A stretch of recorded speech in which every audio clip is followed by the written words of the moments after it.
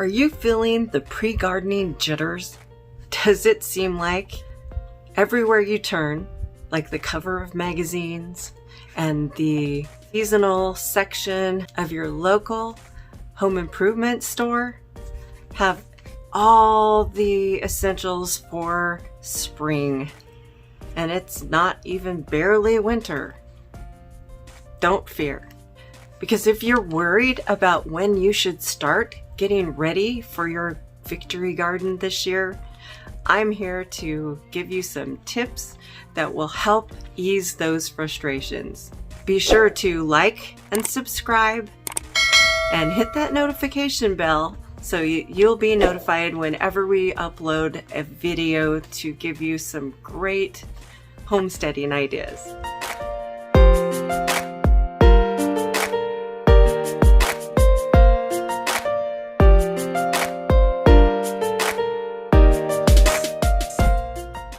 In today's part 1 of our 2-part video series, I am going to show you 5 of the 10 ways that you can prepare for your spring victory garden. If you are unfamiliar with what a victory garden is, I'll link it above in the iCard. Also, in the description, I will give you a link to an article talking about victory gardens. Be sure that you like and subscribe and hit the notification bell so that when part 2 of this video series hits the YouTube channel, that you will be notified and you will be able to come back and find out what the next 5 things are. And also stay tuned, because at the end of part 2 of our video, we are going to be giving you a sneak peek of the special way that we are going to be starting our seeds this year.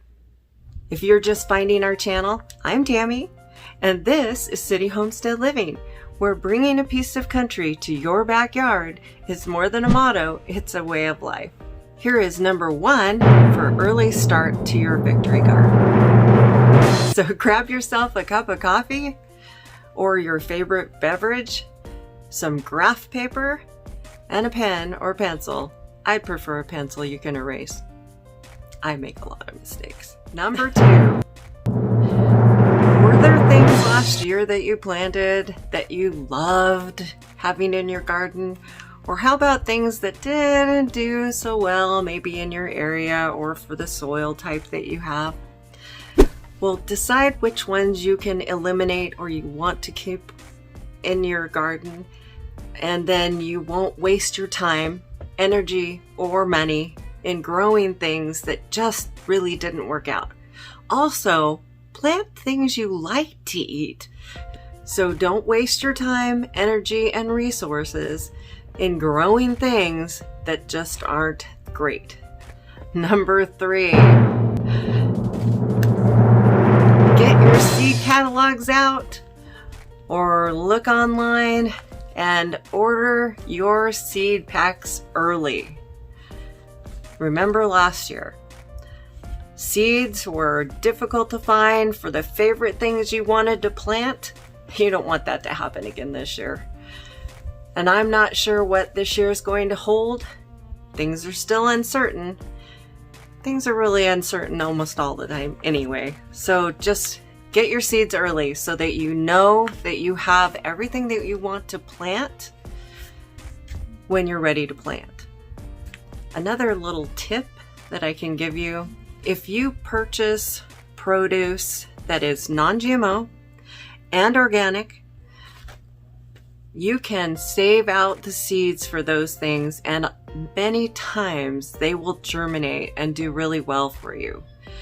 Don't just go to the grocery store and get stuff, because those things have been hybrid to not germinate well for people, and you don't really know what you're getting. Also, join a seed swap. If you go to a gardening group on Facebook, chances are that they're doing a seed swap. Tip number 4. Get your canning jars. Also, do you remember last year when the shelves were bare and nobody could find jars anyplace? As soon as spring hits, you need to start looking at yard sales, secondhand stores, Goodwill, places like that for secondhand jars. Just make sure that you fill the rim of the jar and make sure there are no imperfections in it to prevent your products from sealing well. And if you can find them in the store, I'm still having a hard time finding quart jars. Good news is I have a lot of quart jars, so I'm okay.